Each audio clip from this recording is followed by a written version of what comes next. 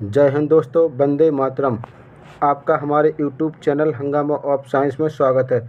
और मैं प्रजापति सर आशा करता हूं कि आप सभी लोग ठीक होंगे और आपकी तैयारी भी बहुत अच्छे चल रही होगी। चलिए, तो आज हम आपके लिए टॉपिक लाए हैं रासायनिक अपक्रिया एवं समीकरण। तो ये है दोस्तों कक्षा 10वीं का टॉपिक विषय विज्ञान से लिया गया है। हम आपके लिए संपूर्ण विषय यानी समस्त कक्षाओं के संपूर्ण विषय की तैयारी CTET के लिए करवाए, CTET एग्ज़ाम के लिए करवाएंगे। क्योंकि दोस्तों जो भी CTET का पेपर आता है उसमें सभी प्रश्न हमारे 9 से 12 तक के रहते हैं, लेकिन हम इन सब्जेक्टों को कभी देखते नहीं हैं। तो चलिए आज का हम वीडियो शुरू करते हैं। चलिए, तो हमारा पहला प्रश्न शुरू होता है कि सही विकल्प चुन के लिखिए। तो पहला प्रश्न है कि किसी रासायनिक अपक्रिया का निर्धारण होता है जब, तो क्या है दोस्तों इसका अवस्था परिवर्तन, दूसरा रंग में परिवर्तन, तीसरा तापमान में परिवर्तन, चौथा उपरोक्त सभी। तो दोस्तों जो रासायनिक अपक्रिया होती है उसका निर्धारण कब होगा? जब उसमें ये तीनों क्रिया होंगी, अवस्था में भी परिवर्तन होगा और रंग में भी परिवर्तन होगा और तापमान में भी परिवर्तन होगा दोस्तों। तो क्या होना चाहिए इसका राइट आंसर उपरोक्त सभी। चलिए अगला प्रश्न है,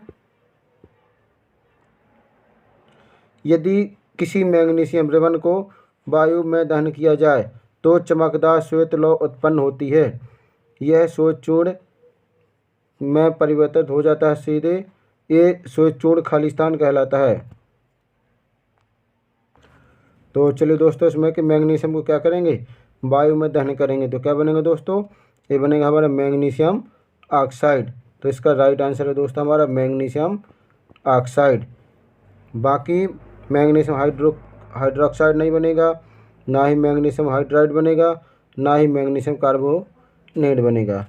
चलिए अगला प्रश्न हमारा, कैल्शियम ऑक्साइड के जल के साथ अपक्रिया किस प्रकार की होती है? तो इसमें बताना कैल्शियम ऑक्साइड के जल के साथ क्रिया कैसी होती है। तो चलिए दोस्तों इसका हमारा पहला है ऊष्मा छेपी, दूसरा पहला ऊष्मा शोषी, दूसरा ऊष्मा छेपी, तीसरा अवशोषी और चौथा हमारा विस्फोटक। तो दोस्तों क्या होगा इसमें? हम CaO क्या करते दोस्तों इसको CaO होता है चूना, इसमें क्या मिलाएंगे? पानी मिलाएंगे। तो इसके बाद बनेगा हमारा CaOH ट्वाइस, दो बाहर, और इसमें निकलेगी बहुत अधिक मात्रा में ऊष्मा, जिसे हम कहेंगे ऊष्माक्षेपी अपक्रिया। तो चलिए दोस्तों इसका राइट आंसर हमारा ऊष्माक्षेपी अपक्रिया, क्योंकि इसमें बहुत अधिक मात्रा में ऊष्मा निकलती है। तो इसका ऑप्शन हमारा कौन सा सही है? सेकंड वाला 12 नंबर का ऊष्माक्षेपी अपक्रिया। चलिए अगला प्रश्न हमारा, निम्नलिखित में से कौन सा भौतिक परिवर्तन नहीं है?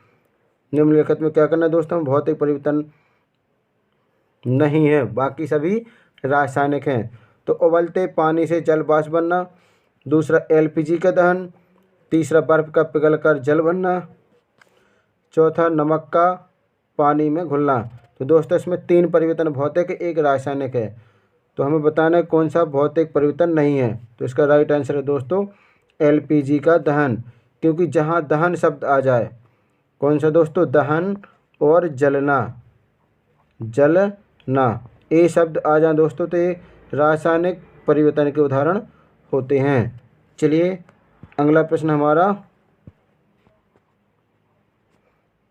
तो प्रश्न क्या कहता है अगला कि जल का विद्युत अपघटन एक अपघटन अपक्रिया है। हाइड्रोजन एवं ऑक्सीजन के निकलने में मोल अनुपात होगा। तो चलिए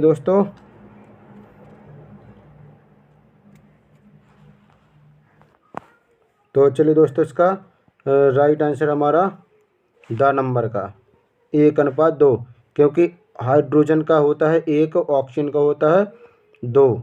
ऑक्सीजन का कितना होता है दोस्तों? 2 होता है, इसलिए हमारा होगा 1:2। चलिए अगला प्रश्न हमारा, देर तक सिल्वर क्लोराइड को सूर्य के प्रकाश में रखने पर वह काला हो जाता है।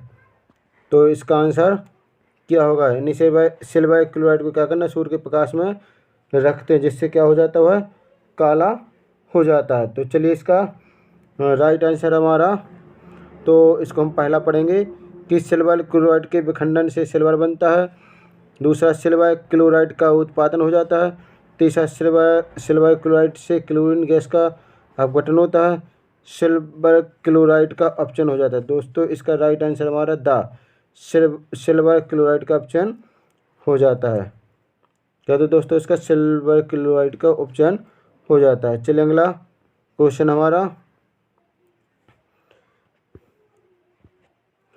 सूर्य के प्रकाश में श्वेत रंग का सिल्वर क्लोराइड दूसरे रंग का हो जाता है, अभिक्रिया उदाहरण है। तो दोस्तों इसका राइट आंसर हमारा, तो चलिए दोस्तों इसका राइट आंसर हमारा वियोजन अभिक्रिया। कौन सा होता है? वियोजन अभिक्रिया। अगला प्रश्न हमारा कि जिन अभिक्रियाओं में ऊष्मा का अवशोषण होता है उन्हें क्या कहते हैं? तो दोस्तों जो अभिक्रियाएं ऊष्मा को ग्रहण करती हैं, ग्रहण नहीं लेती हैं, उन्हें कहते हैं हम ऊष्मा शोषी। और जो अभिक्रिया ऊष्मा को बाहर निकालते हैं उन्हें कहते हैं हम ऊष्मा छेपी। तो इसमें क्या हो रहा है दोस्तों? ऊष्मा का अवशोषण हो रहा है, इसलिए इसमें कौन सी अभिक्रिया होगी? तो इसमें होगी दोस्तों ऊष्मा शोषी अभिक्रिया। तो इसका राइट आंसर हमारा सा नंबर का राइट आंसर है, ऊष्मा शोषी। चलिए अगला क्वेश्चन हमारा कि लेड नाइट्रेट का सूत्र क्या है? तो दोस्तों हमें क्या बताना है? लेड नाइट्रेट का सूत्र बताना है।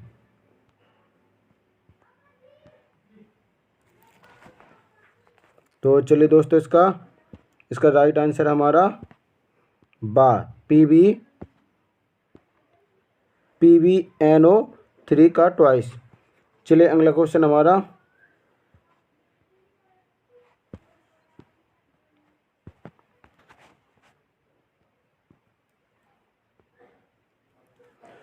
खाद्य पदार्थों का कार्बन डाइऑक्साइड और पानी में टूटना किस प्रकार की अभिक्रिया है? तो क्या होना दोस्तों? इसमें खाद्य पदार्थों का कार्बन डाइऑक्साइड और पानी में टूटना है। तो कौन सी अभिक्रिया होगी दोस्तों? जब भी हम भोजन का जब पाचन होता है ऑक्सीजन की उपस्थिति में, तो कार्बन डाइऑक्साइड और पानी बनता है। तो दोस्तों ये कौन सी अभिक्रिया होगी? तो ये होगी हमारी कौन सी? ऊष्मा छेपी। क्योंकि श्वसन क्या है? श्वसन एक ऊष्मा छेपी अभिक्रिया जिसमें भोजन के अपघटन से ऊर्जा बनती है, अतः यह एक ऊष्माक्षेपी अभिक्रिया है। चलिए हमारा अगला प्रश्न है, निम्नलिखित में कौन सी एक अभिक्रिया का रासायनिक अभिक्रिया, कौन सी प्रक्रिया रासायनिक अभिक्रिया है? तो चलिए हमारा पहला, एक गैस के सिलेंडर में उच्च दाब पर ऑक्सीजन गैस को संग्रहित करना। तो दोस्तों ये कौन सा भौतिक परिवर्तन है? वायु का द्रवीकरण, ये भी भौतिक परिवर्तन है। चाइना देश में पेट्रोल को खोले रख देंगे तो उड़ जाएगा दोस्तों, तो ये भी क्या है? भौतिक परिवर्तन है। अब तांबे के तार को हवा की उपस्थिति में उच्च ताप पर गर्म करना। तो दोस्तों जब भी गर्म होगा, जलना होगा, तो कौन सी आएगा? ये रासायनिक परिवर्तन होगा। तो इसका राइट आंसर होगा दोस्तों हमारा द नंबर का राइट आंसर है, तांबे के तार को हवा की उपस्थिति में गर्म करना। चलिए अगला प्रश्न हमारा,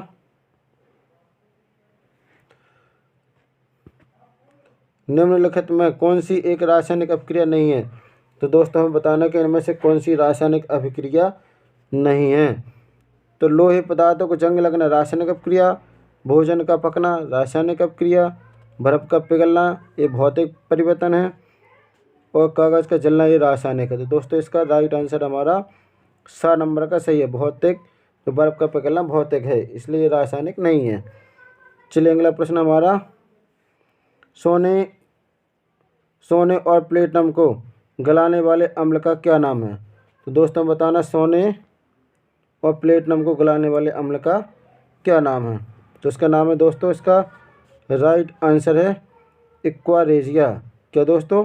एक्वारेजिया, जिसमें हाइड्रोक्लोरिक अम्ल और नाइट्रिक अम्ल को मिलाया जाता है। यानी हाइड्रोक्लोरिक अम्ल कितना दोस्तों? 3:1 हाइड्रोक्लोरिक और नाइट्रिक अम्ल का अनुपात होता है, जिससे सोने एवं चांदी की धातुओं को गलाया जाता है। चलिए अगला प्रश्न हमारा, कि किसी रासायनिक अपक्रिया में भाग लेने वाले पदार्थ क्या कहलाते हैं। तो दोस्तों हमें बताना जो रासायनिक अपक्रिया में भाग लेने वाले पदार्थ क्या होते हैं। तो चलिए इसके लिए आपने देखा होगा कि पहले क्या बनते दोस्तों, अभिकारक।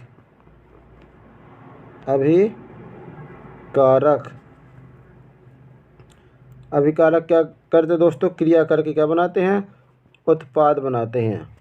यहाँ पर एंजाइम की उपस्थिति होती है, तो अभिकारक मिलकर क्या बनाते दोस्तों, उत्पाद बनाते हैं। तो अभिक्रिया बनने वाले पदार्थ क्या कहलाएंगे, उत्पाद कहलाएंगे। चलिए तो इसका राइट आंसर देखते हैं। दोस्तों इसमें बताना है कि रासायनिक अपने भाग लेने वाले पदार्थ, तो भाग लेने वाले पदार्थ हो जाएंगे दोस्तों अभिकारक, और बनने वाले पदार्थ उत्पादक। तो राइट आंसर है अभिकारक। चलिए अगला प्रश्न है, उपरोक्त वो ऊष्माक्षेपी अपक्रिया का उदाहरण नहीं है। दोस्तों बताना है कि ऊष्माक्षेपी अपक्रिया का उदाहरण नहीं है, तो इसका क्या होना चाहिए, प्राकृतिक गैस का दहन। तो ये दोस्तों कैसा है, ये ऊष्माक्षेपी अपक्रिया का उदाहरण है। भोजन का पाचन, ये भी ऊष्माक्षेपी अपक्रिया का उदाहरण है। कोयले का दहन, ये भी ऊष्माक्षेपी अपक्रिया का उदाहरण है।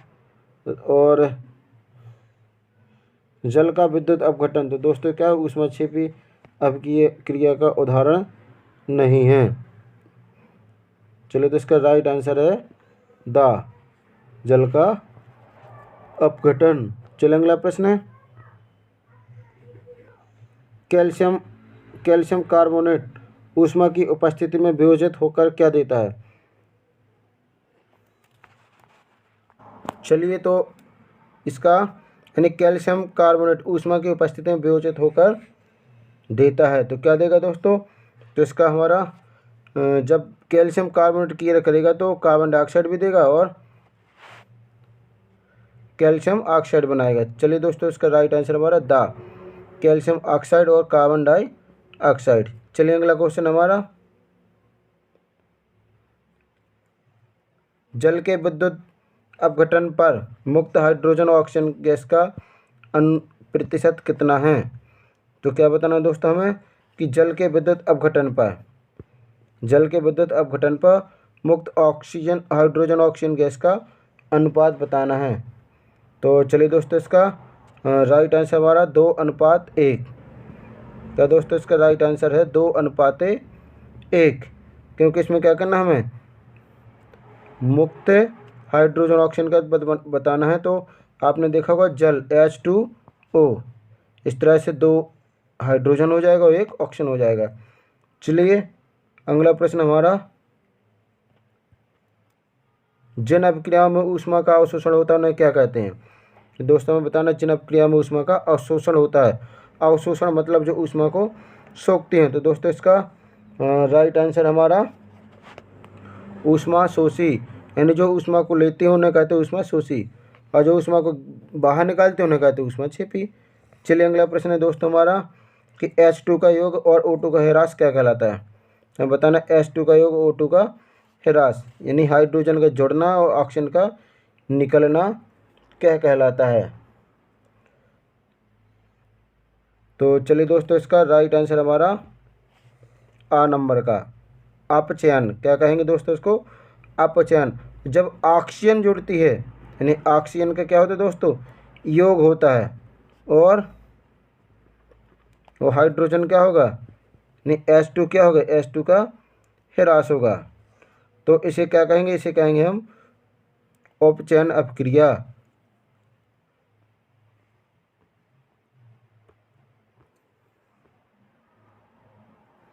चलिए अगला प्रश्न हमारा, तो चलिए दोस्तों हमारा अगला प्रश्न है कि Fe2O3 + 2Al = Al2O3 + 2Fe दी गई अभिक्रिया कौन सी है। तो दोस्तों ये बताना हमें कि ये अभिक्रिया कौन सी है।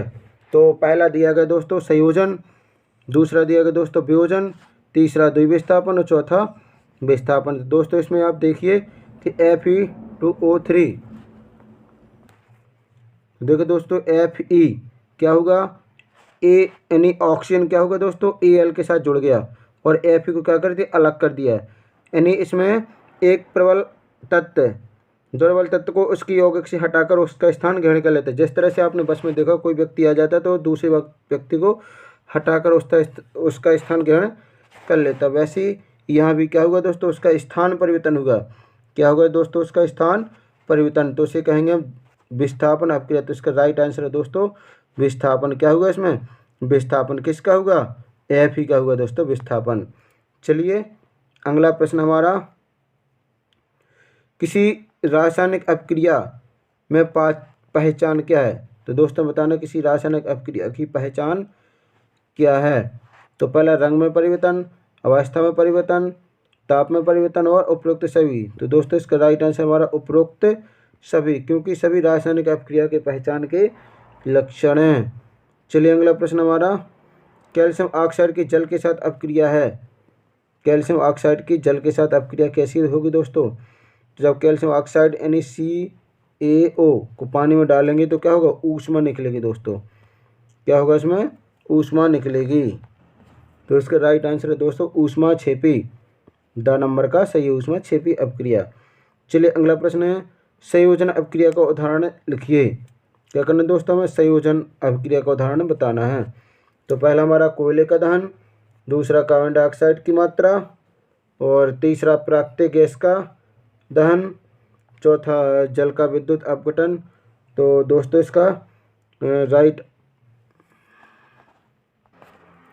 आंसर है दोस्तों हमारा बा नंबर का, कैल्शियम ऑक्साइड की जल के साथ अपक्रिया। दोस्तों इसके बाद हम पहले 22 वाले में भी क्या कर गए थे दोस्तों, इसमें कैल्शियम ऑक्साइड और जल का क्या हो रहा है, संयोजन हो रहा। तो चलिए दोस्तों इसका राइट आंसर फिर हमारा होना चाहिए कौन सा, ए सा नंबर का राइट आंसर होना चाहिए सा। तो ऊष्मा छेपी भी है और साथ में संयोजन अपक्रिया भी है। चलिए अगला प्रश्न हमारा 24वां प्रश्न क्या कहता है कि किसी रासायनिक अपक्रिया में बनने वाले पदार्थ को क्या कहते हैं दोस्तों, तो उत्प्रेरक, अभिकारक, उत्पाद और यौगिक। तो किसी रासायनिक अपक्रिया बनने वाले पदार्थ को कहेंगे दोस्तों उत्पादक। तो इसका राइट आंसर हमारा स नंबर का उत्पादक। चलिए अगला प्रश्न हमारा कि रिक्त स्थानों की पूर्ति कीजिए। क्या करना है दोस्तों, रिक्त स्थानों की पूर्ति कीजिए। तो चलिए पहला, पाप ध्वनि से जलने वाली गैस कौन सी है दोस्तों, तो पाप ध्वनि से चलने वाली गैस है, इसमें भर देंगे हम H2 यानी हाइड्रोजन। क्या भरेंगे दोस्तों हम, हाइड्रोजन। चलिए अगला प्रश्न हमारा, हमारे शरीर के कोश के स्तर पर भोजन का दहन होता है दोस्तों, दहन खालिस्तान कहलाता है। तो क्या कहलाएगा दोस्तों, यहाँ हम भर देंगे श्वसन। क्या भरेंगे दोस्तों, यहाँ भर देंगे श्वसन, श्वसन यानी रेस्पायरेशन। तो चलिए दोस्तों हमारा अगला है 2 नंबर का कि हमारे शरीर के कोश के स्तर पर भोजन का दहन क्या कहलाता है। तो दोस्तों जो कोश के स्तर पर होता है जहाँ पर ऑक्सीजन की उपस्थिति में भोजन का अपचन होता है उसे कहते हैं हम दोस्तों श्वसन। क्या कहेंगे दोस्तों, हम इसमें भर देंगे श्वसन। चलिए अगला, लंबे समय तक सेवन ना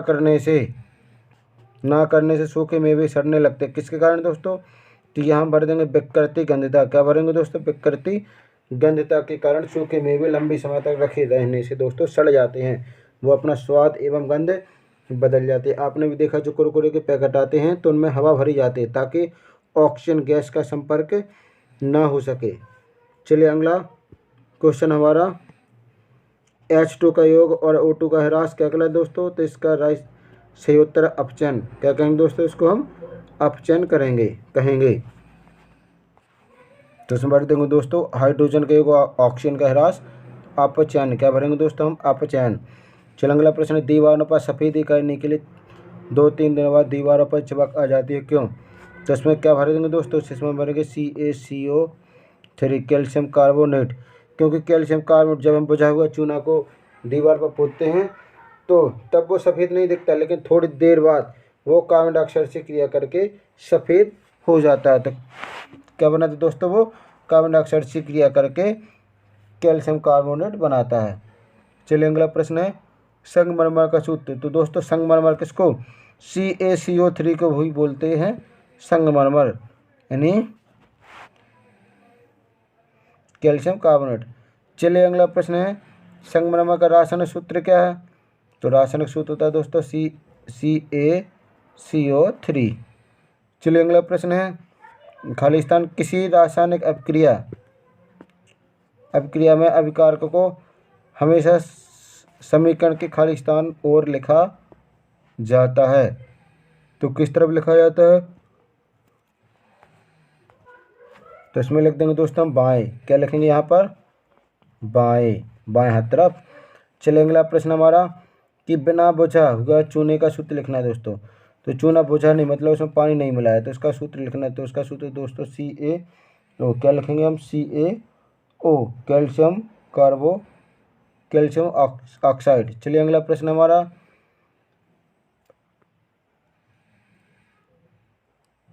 वे अभिक्रियाएं जिनमें ऊष्मा का अवशोषण होता है।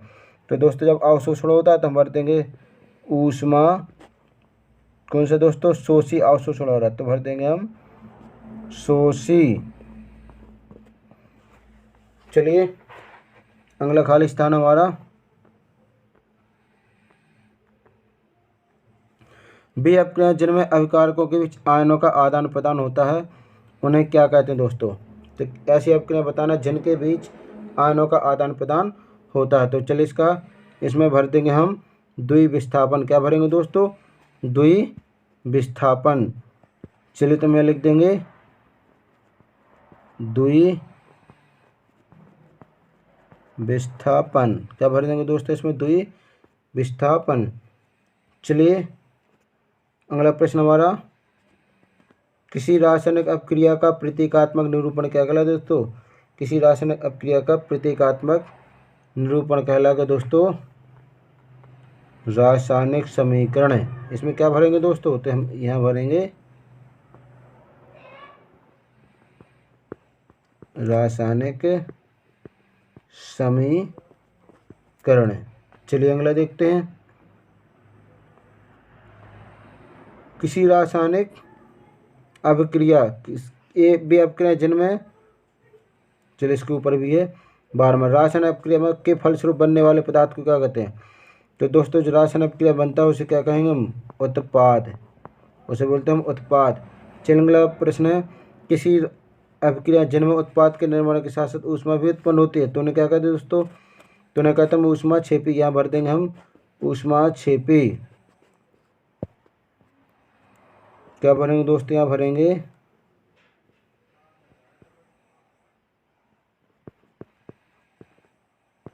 ऊष्मा क्षेपी।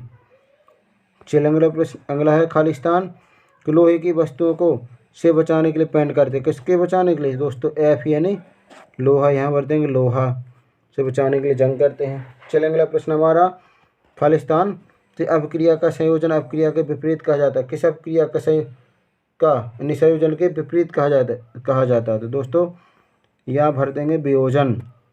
किसके विपरीत है संयोजन? वियोजन। चलिए अगला प्रश्न हमारा,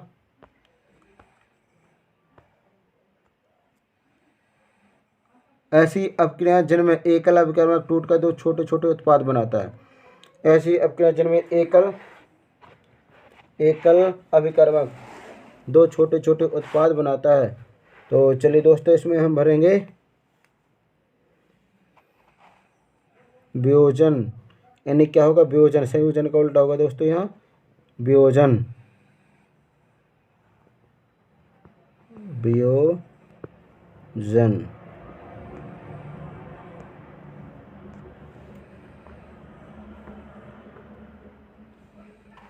चलिए अगला है कि लोहे पर यानी क्या करना है दोस्तों? हमें सही जोड़ियाँ मिलाना है। क्या करेंगे दोस्तों? हम सही जोड़ियाँ मिलाएंगे। तो चलिए लोहे पर जंग लगना। तो लोहे पर जंग लगना कैसे दोस्तों? तो दोस्तों हमें क्या करना है?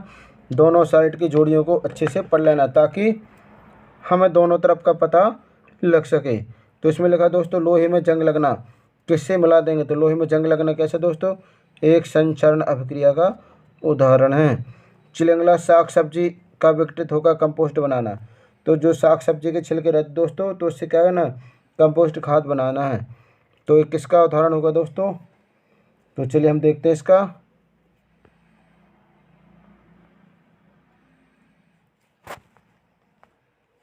तो चलिए दोस्तों हम इसका मिलाएंगे, दूसरे का मिलाएंगे हम किसके साथ दोस्तों, आई के साथ। क्या ऊष्माक्षेपी अभिक्रिया है। चलिए अगला, संतुलित रासायनिक समीकरण। तो संतुलित रासायनिक समीकरण क्या होगा दोस्तों।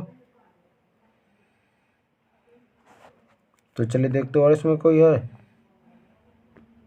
तो इसमें दोस्तों इसका राइट आंसर होना चाहिए संतुलित रासायनिक समीकरण द्रव्यमान संरक्षण का नियम। क्या होना चाहिए दोस्तों, द्रव्यमान संरक्षण का नियम। चलिए अगला, अगली जोड़ियां हैं कि चूने के पत्थर का वियोजन। क्या करना है दोस्तों, चूने के पत्थर का वियोजन क्या है।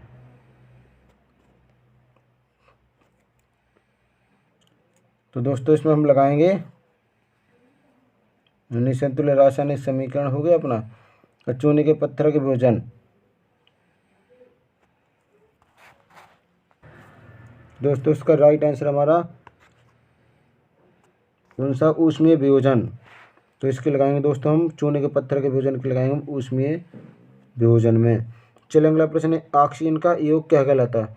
तो ऑक्सीजन का योग कहलाता है दोस्तों उपचयन अभिक्रिया। तो देखते कहाँ है दोस्तों, तो ऑक्सीजन का योग कहलाता है उपचयन अभिक्रिया। मीथेन का दहन, तो मीथेन का दहन कैसा होगा दोस्तों, मीथेन को जलाएंगे तो क्या निकलेगा, इससे ऊष्मा निकलेगी। तो मीथेन का दहन क्या होना चाहिए दोस्तों, चलिए इसका राइट आंसर है ऊष्माक्षेपी अभिक्रिया। अगला प्रश्न है, लोहे की कील और कॉपर सल्फेट विलयन के बीच अभिक्रिया। क्या बताना दोस्तों, लोहे की कील और कॉपर सल्फेट विलयन के बीच अभिक्रिया। तो चलिए इसका राइट आंसर है हमारा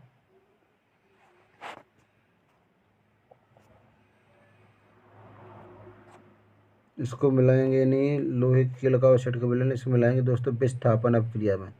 कहाँ मिलाएंगे, विस्थापन अभिक्रिया में। चलिए अगला प्रश्न, अवलेय लवण का निर्माण।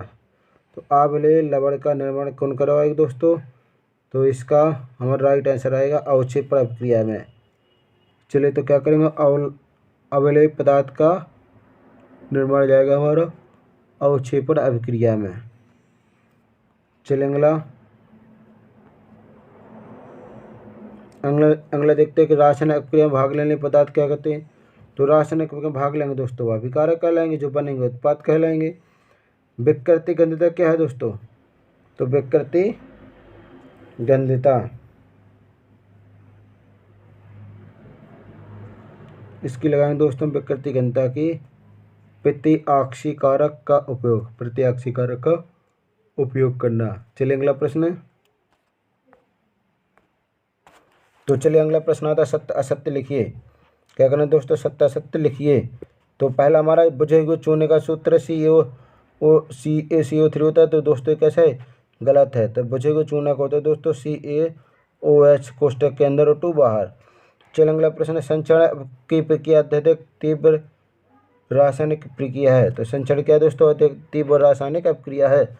तो कैसे दोस्तों, तो संचरण क्या तीव्र नहीं दोस्तों, कैसा मंद है। तो ये भी कैसा है, असत्य है। दूसरा है कि सूर्य के प्रकाश में सिल्वर क्लोराइड का विघटन होकर सिल्वर और क्लोरीन का निर्माण होता है। तो चलिए दोस्तों कैसा है, ये हमारा सही है। पहला दूसरा गलत, तीसरा हमारा सही है।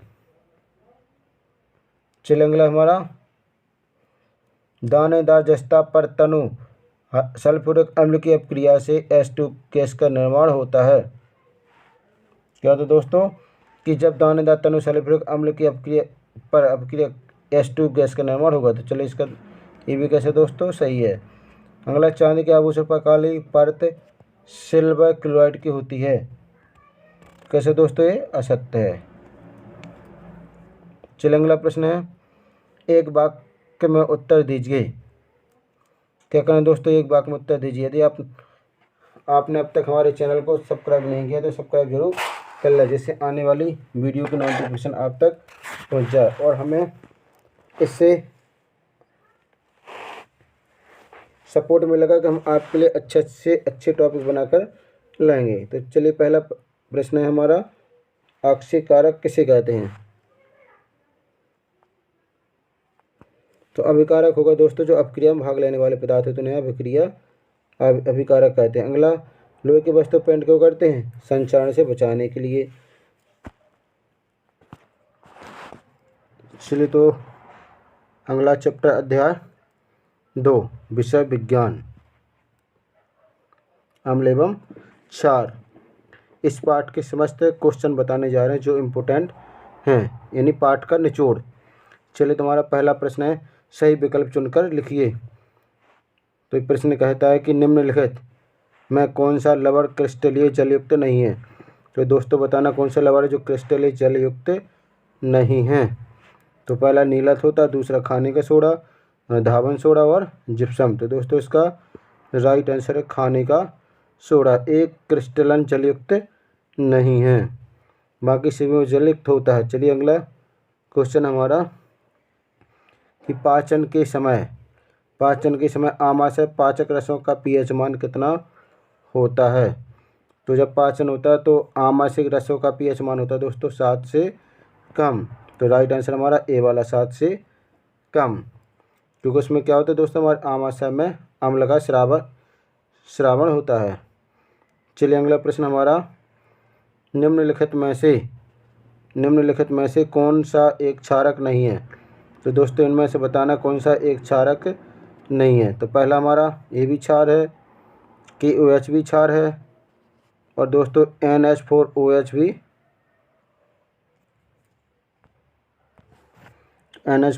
भी क्षारक है। अब लास्ट है C2H5OH, एल्कोहल है। तो दोस्तों इसका राइट आंसर हमारा दा वाला एल्कोहल नहीं है। चलिए अगला प्रश्न हमारा कि बेकिंग पाउडर का रासायनिक नाम क्या है? तो दोस्तों बेकिंग पाउडर का रासायनिक नाम होता है दोस्तों सोडियम हाइड्रोजन कार्बोनेट। तो इसका सूत्र होता है दोस्तों Na2CO3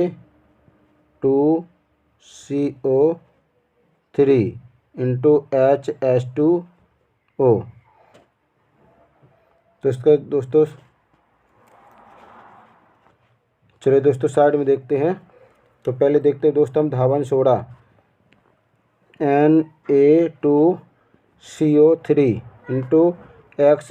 तो दोस्तों ये होता है हमारा धावन सोडा, यानी धोने का सोडा। इसके बाद दोस्तों NaHCO3 ये होता है दोस्तों हमारे खाने का सोडा, जिसे हम कहते हैं बेकिंग सोडा। चलिए दोस्तों इसका राइट आंसर देखते हैं। इसमें लिखा है सोडियम हाइड्रोजन और कार्बोनेट। चलिए देखते हैं इसका। तो दोस्तों इसका राइट आंसर निकला हमारा सा नंबर का। कौन सा है? सा। सोडियम हाइड्रोजन और कार्बोनेट बेकिंग सोडा का रासायनिक नाम है। चलिए अगला प्रश्न है दोस्तों कि अपच का उपचार करने के लिए निम्नलिखित में से किस औषधि का प्रयोग करते हैं? तो अपच के उपचार में दोस्तों औषधि का प्रयोग होता है एंटासिड या प्रति अम्ल, जिसे कहते हैं एंटासिड का यूज होता है, जो क्या करता है हमारे पेट में बनी गैस को उदासीन कर देता है। चलिए अगला प्रश्न हमारा, टमाटर में कौन सा अम्ल होता है? तो दोस्तों हमें बताना कि टमाटर में कौन सा अम्ल होता है। तो टमाटर में होता है दोस्तों ऑक्जेलिक अम्ल। तो इसका राइट आंसर हमारा ऑक्जेलिक अम्ल। तो ये साइट्रिक अम्ल होता है दोस्तों हमारा किसमें? नींबू होता है। टाइट्रिक अम्ल हमारा इमली में होता है, और एसिटिक अम्ल हमारा सिरका में होता है। चलिए अगला प्रश्न हमारा, सोडियम कार्बोनेट का एक क्षारीय लवण है क्योंकि यह निम्नलिखित का लवण होता है। तो सोडियम कार्बोनेट का एक क्षारीय लवण है, तो ये किसका लवण है? तो चलिए दोस्तों इसका राइट आंसर हमारा कौन सा? ये है दोस्तों दुर्बल अम्ल है और प्रबल क्षार है। तो सोडियम कार्बोनेट का दोस्तों दुर्बल अम्ल और प्रबल क्षार। चलिए अगला प्रश्न है, अम्लों के लिए कौन सा कथन सत्य है? तो दोस्तों हमें बताना 8वां में अम्लों के लिए कौन सा कथन सत्य है। तो अम्ल कैसे होते दोस्तों? तो अम्ल का सही उत्तर होना चाहिए, अम्ल स्वाद में एक तो खट्टा होता है और नीले लिटमस को लाल करता है दोस्तों। तो इसका राइट आंसर हमारा द नंबर का क्या दोस्तों? अम्ल क्या करता है? नीले लिटमस को लाल करता है और स्वाद में खट्टा। क्योंकि हम इस ट्रिक से इसका नाम जान सकते हैं। आ नी ओला अनिल, आ से अम्ल, ना से नीला और ला से लाल। अम्ल नीले लिटमस को लाल करता है। तो चलिए दोस्तों, हमारा अगला प्रश्न है कि पीएच स्केल की परास क्या है। तो पीएच स्केल यानी पीएच पैमाना, तो इसकी परास क्या दोस्तों, तो इसकी परास है 0 से 14। तो 12 नंबर का आंसर सही है, 0 से 14। तो जो दोस्तों यहाँ से हम लिखेंगे 0 से 0 और 7 और 14। तो जो 7 से कम होते वो होते दोस्तों हमारे अम्ल, जो 7 से ज़्यादा होते 14 तक क्षार होते हैं, और बीच में 7 होता है जिसका पीएच मान होता है 7। इसे कहते हैं उदासीन विलयन, ना तो अम्ल है और ना क्षार। या हम कह सकते हैं H और OH आयन की सांद्रता बराबर है। चलिए अगला प्रश्न हमारा,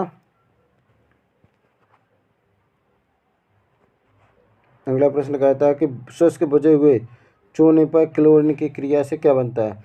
तो सूखा बुझा हुआ चूना, उस पर क्लोरीन की क्रिया करेंगे तो क्या बनेगा। तो दोस्तों इससे बनेगा हमारा व्यंजक चूर्ण। राइट आंसर है इसका व्यंजक चूर्ण, क्योंकि व्यंजक चूर्ण का सूत्र होता है CaOCl2, जो किससे यानी शुष्क बुझे चूर्ण पर क्लोरीन की क्रिया से बनता है। चलिए अगला प्रश्न हमारा,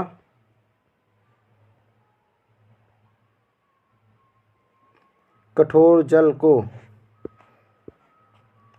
को मृदु बनाने के लिए सोडियम के किस यौगिक का उपयोग करते हैं। तो दोस्तों क्या करना, हम कठोर जल को मृदु बनाना है, तो इसका राइट आंसर हमारा कौन सा होना चाहिए दोस्तों, हम क्या मिलाएंगे कि जिससे वो कठोर जल मृदु जल बन जाते। दोस्तों उसमें हमें मिलाना पड़ता है धावन सोडा। तो धावन सोडा का सूत्र होता है दोस्तों Na2CO3। तो इसका राइट आंसर हमारा बा। चलिए अगला प्रश्न हमारा, अगला प्रश्न है कि सोडियम क्लोराइड के जलीय विलयन में विद्युत धारा प्रवाहित करने पर हाइड्रोक्साइड बनता है। इस अपक्रिया को क्या कहा जाता है। इसको क्या कहेंगे दोस्तों, तो विद्युत अपघटन नहीं कह सकते, विद्युत अपघटन अपक्रिया। दूसरा द्विविस्थापन अभिक्रिया, तो ये भी नहीं है। अगला विद्युत विच्छेदन, तो ये भी नहीं है। तो लास्ट वाला हमारा क्लोर क्षार अभिक्रिया। तो इसका राइट आंसर दोस्तों क्लोर क्षार अभिक्रिया। चलिए अगला प्रश्न हमारा, अगला प्रश्न कहता है कि दही में पाया जाने वाला अम्ल है। तो दोस्तों दही में कौन सा अम्ल पाया जाता है। तो दही में पाया जाता है दोस्तों लैक्टिक अम्ल।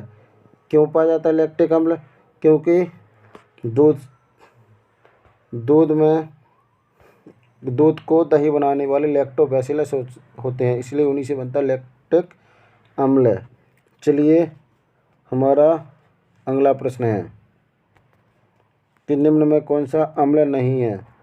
तो दोस्तों हमें बताना है कि निम्न में कौन सा अम्ल नहीं है। तो दोस्तों इसका हमारा अम्ल बताना है कि कौन सा इसमें से अम्ल नहीं। तो HNO3 ये भी अम्ल है, NaSCO3 और H2CO3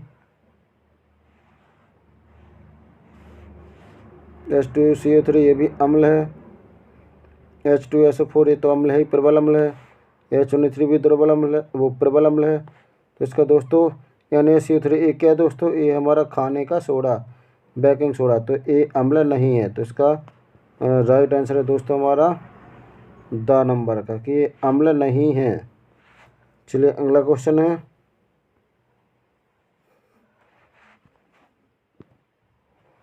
अगला क्वेश्चन कहता है कि निम्न में से कौन सा लवण है। तो इसमें बताना हमें कि लवण कौन सा है। तो पहला हमारा HCl ये तो अम्ल है, और NaOH ये क्षार है, NH4OH ये अमोनियम हाइड्रोक्साइड है। इसके बाद देखते दोस्तों नेक्स्ट हमारा है K2SO4, ये क्या है, ये हमारा फिटकरी का रासायनिक सूत्र यानी K2SO4 पोटेशियम सल्फेट। तो राइट आंसर हमारा पोटेशियम सल्फेट यही लवण है। चलिए अगला प्रश्न है, निम्न में कौन सा क्षार नहीं है। दोस्तों में बताना 16 प्रश्न कहता है कि निम्न में कौन सा क्षार नहीं है। तो पहला हमारा CaO ये क्षार है, NOH ये भी क्षार है, और NaSCO3 ये भी क्षार है, और बचा NaCl। क्या दोस्तों, इसमें NaCl में अम्ल भी साथ और क्षार भी साथ, यानी क्या है दोस्तों, ये उदासीन होता है, उदासीन विलयन है, इसलिए NaCl क्या है, उदासीन, ये क्षार नहीं है। तो इसका राइट आंसर है दोस्तों NaCl, क्योंकि उदासीन विलयन है जिसका pH मान 7 होता है। चलिए अगला प्रश्न है, निम्न में से किसमें क्रिस्टलन जल नहीं होता। तो दोस्तों बताना किन में क्रिस्टलन जल नहीं होता है। तो दोस्तों इसका राइट आंसर है नीलाथ होता है, इसमें भी होता है, इसमें भी होता है, धावन सोडा में भी होता है, केवल बेकिंग सोडा में क्रिस्टलन जल नहीं होता है। तो राइट आंसर है दोस्तों इसका बेकिंग सोडा। चलिए अगला, कोई विलयन लाल लिटमस को नीला कर देता है, कोई विलयन लाल लिटमस को नीला कर देता है, इसका pH मान संभावतः कितना होगा। लाल लिटमस को नीला यानी क्या होगा दोस्तों, क्षार होगा, क्षार को हम कहते हैं छलनी, छलानी, क्षार लाल लिटमस को नीला करता है। तो दोस्तों इसका मान कितना होना चाहिए हमारा, 1, 1, 4, 5, ये 7 से कम, इसी तीनों अम्ल है। तो इसका राइट आंसर होना चाहिए कि इसका राइट आंसर है दोस्तों दामा 10, यानी 10 क्या दोस्तों, ये क्षार है, बाकी सभी अम्ल हैं। चलिए अगला प्रश्न है हमारा कि ये कोई विलयन अंडे के पिसे हुए कवच से अपक्रिया कर एक गैस उत्पन्न करता है जो चूने के पानी को दूधिया कर देता है। इस विलयन में होगा, इस विलयन में होगा क्या होना चाहिए दोस्तों, तो इसमें होना चाहिए HCl, हाइड्रोक्लोरिक अम्ल। तो इसका राइट आंसर है दोस्तों हाइड्रोक्लोरिक अम्ल। चलिए अगला प्रश्न हमारा, NaOH का 10 ml विलयन HCl के 8 ml विलयन से पूर्णतः उदासीन कर देता है। यदि हम NaOH से उसी विलयन का 20 ml लें तो इसे उदासीन करने के लिए HCl के उसी विलयन की कितनी मात्रा की आवश्यकता होगी। तो चलिए दोस्तों इसका राइट आंसर हमारा कितना होना चाहिए,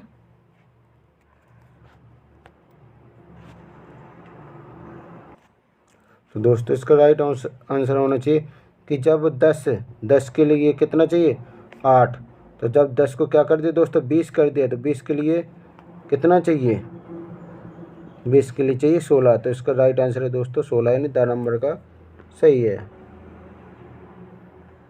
चलिए अगला प्रश्न हमारा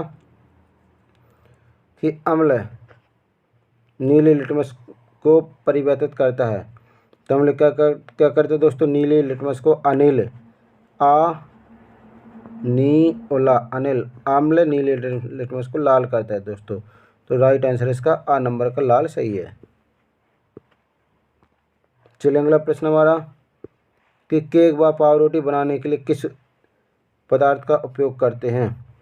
तो दोस्तों केक बनाएंगे तो हम धावन सोडा निरमा नहीं डालेंगे, POP प्लास्टर और पुट्टी नहीं डालेंगे, ब्राइन नहीं डालेंगे। तो इसका राइट आंसर दोस्तों बेकिंग सोडा डालेंगे जिससे वो फूल जाए।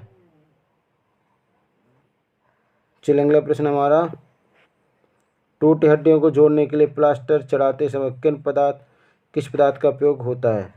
तो जब भी प्लास्टिक चढ़ाते प्लास्टर ऑफ पेरिस तो इसमें धावन सोडा नहीं लगता, बेकिंग सोडा नहीं लगता, ब्राइन नहीं लगता। तो इसका राइट आंसर है सा, यानी प्लास्टर ऑफ पेरिस जिसे कहते हैं POP।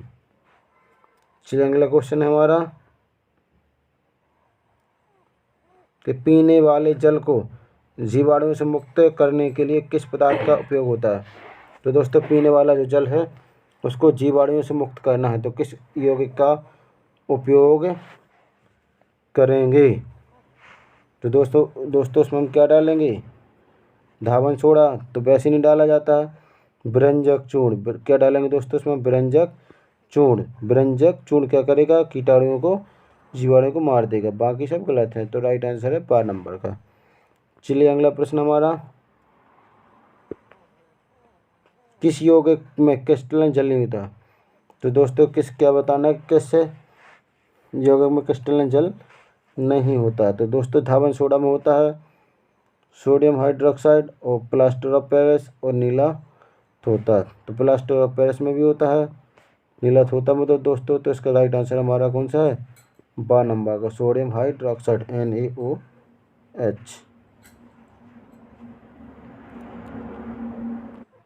तो चलिए दोस्तों अगला प्रश्न हमारा कि रिक्त स्थान की पूर्ति कीजिए। तो पहला हमारा कि शाकीय पौधे नेटल की डंक में खालिस्तान अम्ल उपस्थित होता है। तो नेटल की डंक में क्या दो दोस्तों, तो इसमें भर देंगे हम मेथेनोइक अम्ल। क्या भरेंगे दोस्तों, यहाँ पे हम भरेंगे मेथेनोइक अम्ल।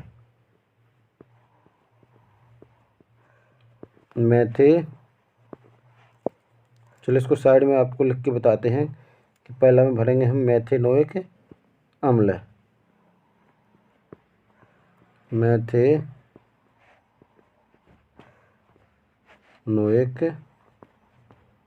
अम्ल। चलिए अगला देखते हैं, अगले में क्या भरना है।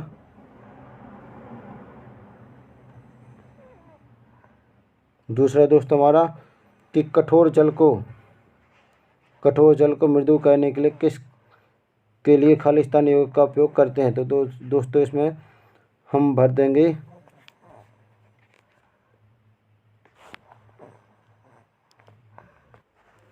तो चलिए दोस्तों इसमें हम भर देंगे सोडियम कार्बोनेट। क्या भरेंगे दोस्तों, हम सोडियम कार्बोनेट।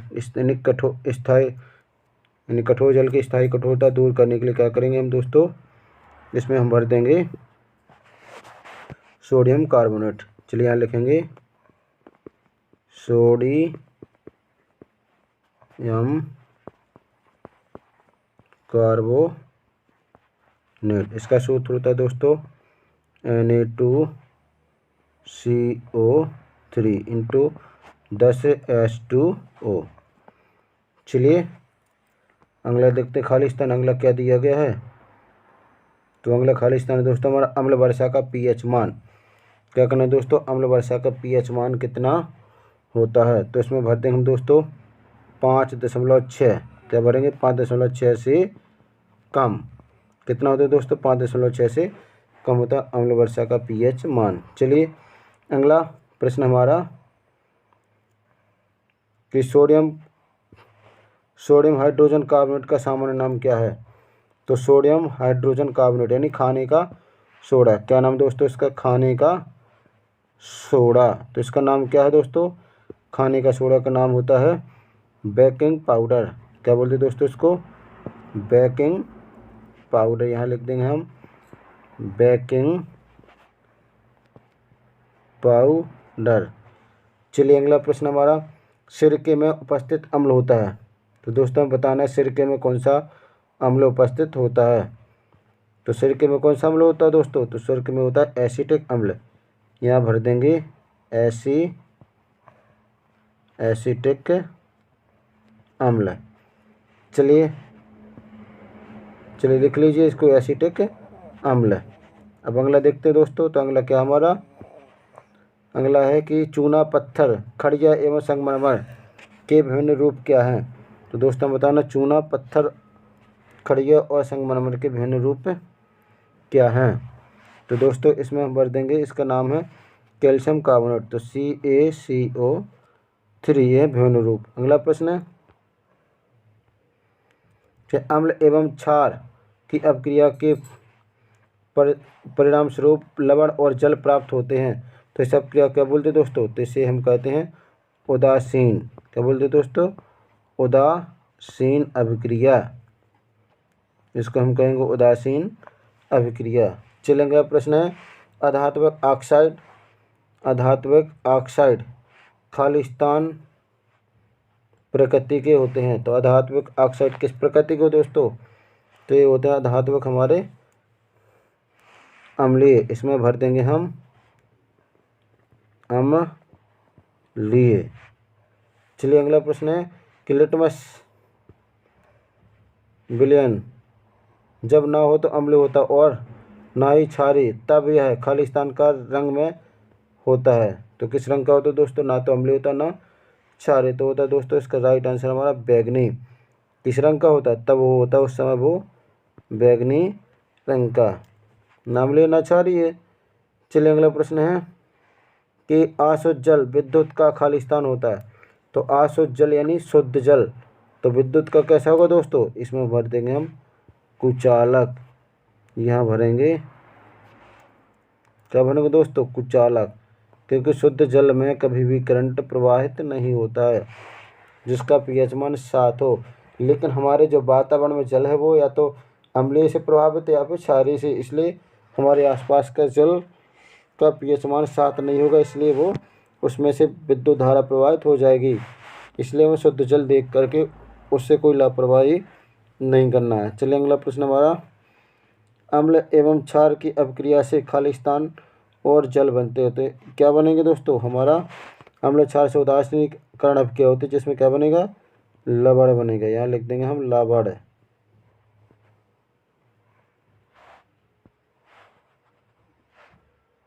चलिए दोस्तों क्या बना इसमें, लावा और लवण। चलिए अगला, जल में घुलनशील क्षारक को क्या कहते हैं दोस्तों, जो जल में घुलने वाले क्षारक होते हैं उनको क्या कहते हैं। तो चलिए दोस्तों इसका राइट आंसर है जो क्षारक होते हैं, क्षार को क्या कहेंगे हम, क्षार ही कहेंगे। तो इसमें भर देंगे हम क्षार। चिलंगला है हमारा खालिस्तान कि शुद्ध जल का पीएच मान कितना होता है दोस्तों, तो शुद्ध जल का पीएच मान होता है कितना, 7 होता है। शुष्क ग्रह का, वो शुक्र ग्रह का वायुमंडल खालिस्तान अम्ल के मोटे और श्वेत पीले बादलों का बना होता है। तो इसमें भरेंगे दोस्तों हम क्या, सल्फ्यूरिक अम्ल, यानी क्या भर देंगे, शुक्र ग्रह पे कौन सा सबसे ज़्यादा, सल्फ्यूरिक अम्ल, यानी H2SO4 सल्फ्यूरिक अम्ल। चलिए अगला प्रश्न हमारा, लवण के एक इकाई सूत्र इकाई में जल के निश्चित अणुओं की संख्या को खालिस्तान कहते हैं। तो इसमें भर देंगे दोस्तों हम जो जल के इकाई निश्चित अणुओं की संख्या होती है तो उसे कहते हैं दोस्तों हम क्रिस्टलन जल। क्या कहेंगे दोस्तों, की संख्या को क्या कहते हैं, तो हम यहाँ भर देंगे क्रिस्टलन जल। चलिए अगला प्रश्न है, जब कोई अम्ल किसी धातु के साथ अपक्रिया करता है तो वह खालिस्तान गैस का उत्सर्जन करता है। तो कौन सी गैस निकालेगा दोस्तों, तो वो निकलेगा, जब भी कोई धातु अम्ल के साथ क्रिया करेगी तो हमें तुक्का या जो भी समझे हमें H2 लगा देना है। चलिए अगला प्रश्न है, वे पदार्थ जो गंध द्वारा अम्ल में क्षार की सूचना बताते हैं, जो क्या करते हैं दोस्तों, अम्ल क्षार की सूचना बताते हैं और गंध के द्वारा, तो उन क्या कहेंगे, और हम गंधी कहेंगे, गंधीय सूचक। चलिए अगला, लिटमस एक खालिस्तान सूचक है। तो लिटमस क्या है दोस्तों, तो लिटमस हमारा प्राकृतिक है, इसमें हम भर देंगे, क्या भरेंगे दोस्तों हम, प्राकृतिक। चलिए अगला प्रश्न हमारा, लिटमस एक सूचक है जो खालिस्तान में विक्षेप करता है, किसमें दोस्तों, तो दोस्तों लिटमस सूचक है जो क्या बताता है, विच्छेद यानी विभेद करता है दोस्तों। तो विभेद क्या करता है दोस्तों, वो बताता है अम्ल एवं क्षार, या हम कहेंगे एसिड बेस। तो लिटमस पेपर अम्ल एवं क्षार की पहचान बताता है। अम्ल नीली लिटमस को लाल करता है और क्षार लाल लिटमस को नीला उल्टा करता है। और अम्ल स्वाद में खट्टे होते हैं और क्षार स्वाद में कड़वे होते हैं। चलिए अगला प्रश्न, 20वां कि टमाटर में कौन सा अम्ल पाया जाता है, तो टमाटर में कौन सा अम्ल पाया जाता है, तो टमाटर में तो दोस्तों ऑक्जेलिक अम्ल, इसमें भर देंगे हम दोस्तों ऑक्जेलिक अम्ल। टमाटर का भर देंगे ऑक्जेलिक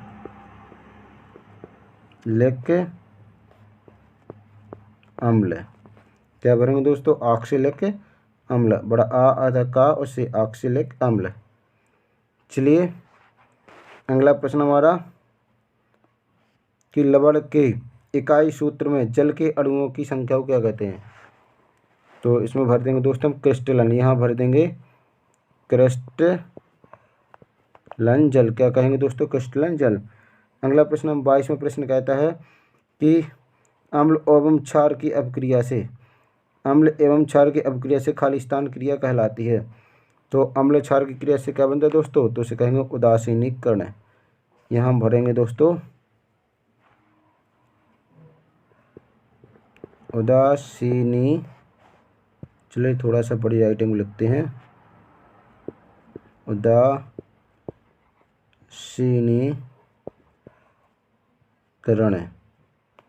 चलिए अगला प्रश्न हमारा कि सांद्र अम्ल को जल के साथ मिश्रित करना, सांद्र अम्ल को जल के साथ मिश्रित करना खालिस्तान क्रिया है।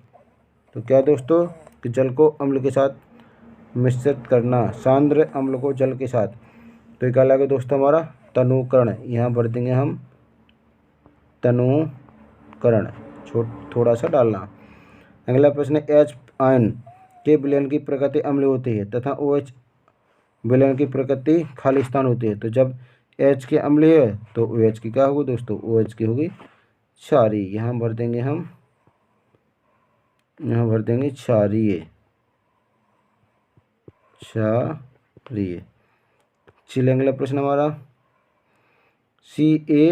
CaCO2 का प्रचलित नाम क्या है? तो इसका नाम है दोस्तों विरंजक चूर्ण। यहाँ भरेंगे हम दोस्तों विरंजक चूर्ण। चलिए अगला वर्षा का जल विद्युत का, जो वर्षा का जल होता है दोस्तों विद्युत का कैसा होता है? तो यहाँ भर देंगे हम सुचालक, सुचालक। चलिए अगला प्रश्न है कॉपर सल्फेट का नीला रंग उसमें उपस्थित खालिस्तान के कारण होता है। तो किसके कारण होता है दोस्तों? तो इसमें भर देंगे हम क्रिस्टलन। क्या भर देंगे? इसमें भरेंगे हम क्रिस्टलन।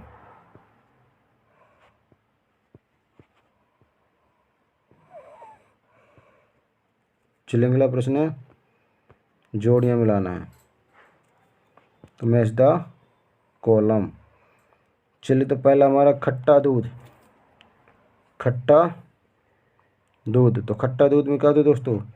तो खट्टे दूध में लैक्टिक अम्ल, ये सामने का सही है। चींटी के डंक में, चींटी के डंक में होता है दोस्तों मेथेनोइक अम्ल, तो हम दूसरी को मिलाएंगे ई में, मेथेनोइक अम्ल में। अगला है नींबू के रस का पीएच मान। तो नींबू के रस का पीएच मान कितना होगा दोस्तों? नींबू के रस का पीएच मान होगा 7 से कम। सोडियम हाइड्रोक्साइड विलयन का पीएच मान, तो इसका होगा दोस्तों हमारा 7 से अधिक। क्षारक, क्षारक क्या दोस्तों? क्षारक होते जल में घुलनशील।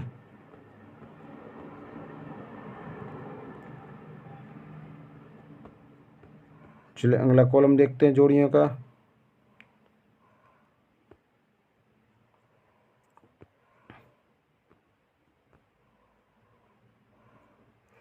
पहला हमारा सिरका, सिरका में क्या है? तो चलिए दोस्तों हमारा अगली मैचिंग है हमारा सिरका। तो सिरका कैसे मिलता है दोस्तों? एसिटिक अम्ल से। तो इसकी मिला देंगे हम, पहले की मिला देंगे एसिटिक अम्ल के साथ। दूसरा नीला थोता, तो नीला थोता कैसा होता है दोस्तों? 5 अणु क्रिस्टलन जल होता है दोस्तों। तो कैसा? 5 अणु क्रिस्टलन जल। इसकी मिला देंगे दोस्तों हम किसके साथ? जी के साथ। अब गंधे सूचक कौन का है दोस्तों? तो गंधे सूचक में आ जाएगा हमारा प्याज। क्या है दोस्तों? हमारा प्याज।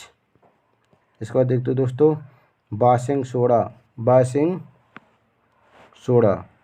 तो बासिंग मतलब होता है दोस्तों धोने का सोडा। तो धोने की सोडा के मिलाएंगे दोस्तों हम किसके साथ? Na2CO3। चलिए अगला चींटी के डंक में क्या होता है दोस्तों? तो मेथेनोइक अम्ल। तो चलिए इसके हम मिलाते हैं मेथेनोइक अम्ल, हम मिला देंगे। प्रबल अम्ल, क्या बताना दोस्तों में? प्रबल अम्ल। तो प्रबल अम्ल देखो कहीं लिखा होगा हाइड्रोक्लोरिक अम्ल। तो पहला है प्रबल अम्ल क्या है दोस्तों? हाइड्रोक्लोरिक अम्ल। अगला जिप्सम क्या है दोस्तों, तो जिप्सम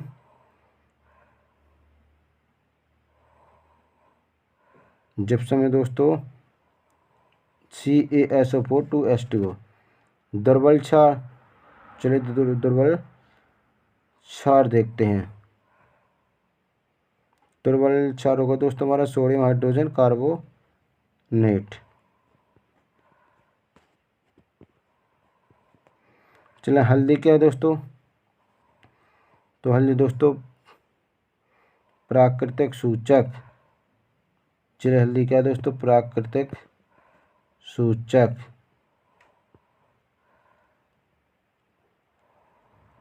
प्राकृतिक सूचक।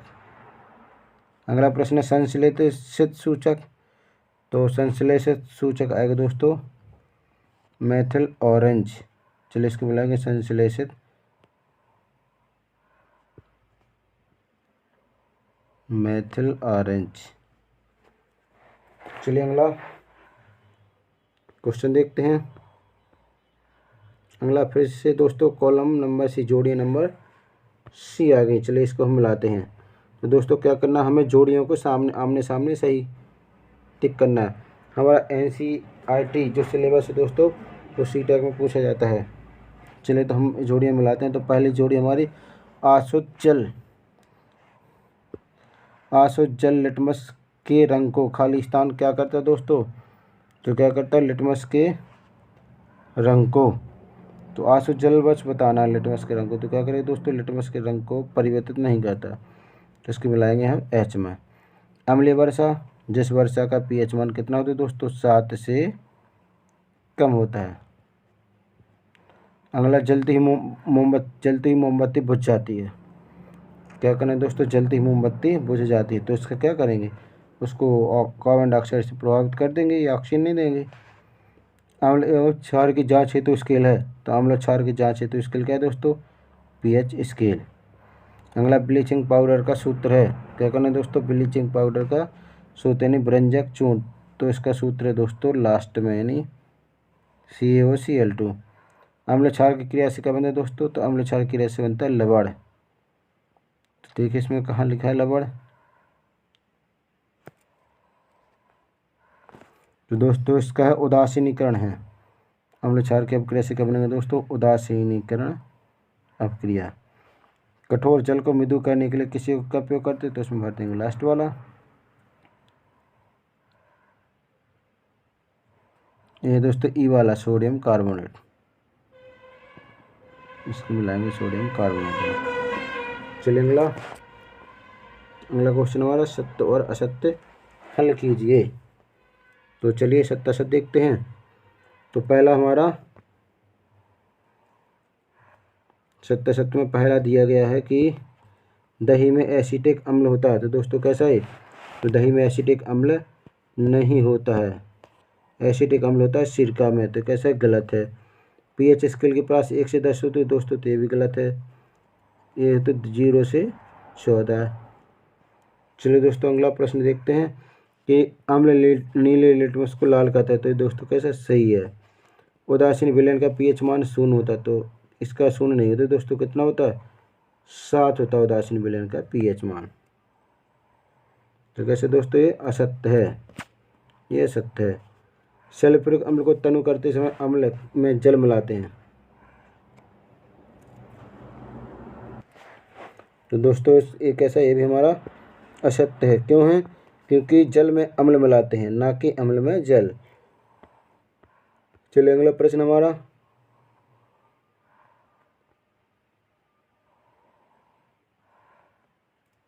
सांद्र अम्ल और जल के मध्य अभिक्रिया ऊष्माक्षेपी अपक्रिया, सांद्र अम्ल और जल के मध्य। तो चलिए दोस्तों ये कैसा हमारा ये सत्य है।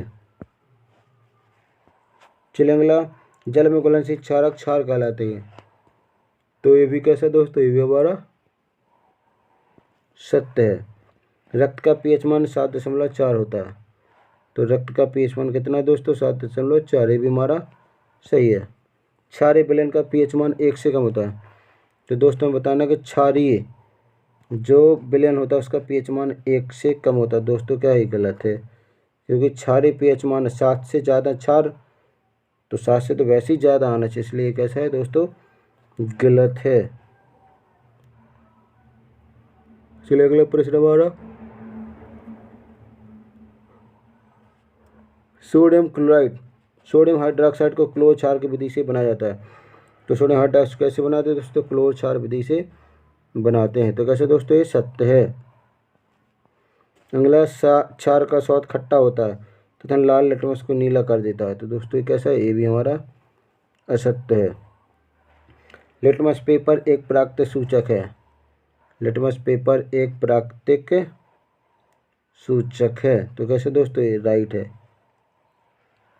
अम्ल धातु से क्रिया करके लवण H2 गैस मुक्त करते हैं, अम्ल धातुओं से क्रिया करके H2 प्लस लवण मुक्त करते हैं। तो ये कैसा है, ये भी हमारा सही है। अम्ल व क्षार आपस में क्रिया नहीं करते, अम्ल और क्षार आपस में क्रिया नहीं करते।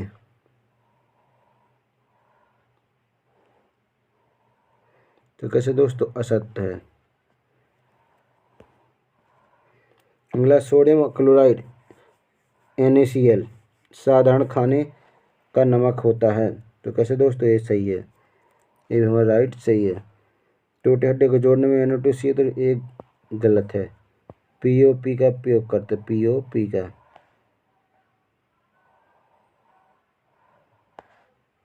प्लास्टर ऑफ पेरिस का। चलिए अगला प्रश्न हमारा, NaCl का जलीय विलयन ब्राइन कहलाता है। NaCl के जलीय विलयन क्या कहलाता है दोस्तों, ब्राइन कहलाता है। NaCl का जलीय विलयन क्या कहलाता है, ब्राइन कहलाता है। कैसे दोस्तों, तो ये रहा दोस्तों हमारा सत्य, क्या है, सत्य है। लिटमस एक कृत्रिम सूचक है, लिटमस का एक कृत्रिम सूचक है, लिटमस एक कृत्रिम सूचक है। चलिए तो दोस्तों कैसा है, ये असत्य है, जबकि कैसा प्राकृतिक सूचक है। टूटी हड्डी को जोड़ने हेतु प्लास्टर ऑफ पेरिस का उपयोग करते हैं। तो कैसे दोस्तों, ये भी हमारा सत्य है, ये कैसे दोस्तों, सत्य है। तो दोस्तों आज का टॉपिक कैसा लगा आप हमें कमेंट्स करके जरूर बताइएगा। चलिए तो हम वीडियो को रखते हैं। Thanks for watching this video. Next video में मिलेंगे दोस्तों, तब तक के लिए इंतजार कीजिए। जय हिंद दोस्तों, वंदे मातरम।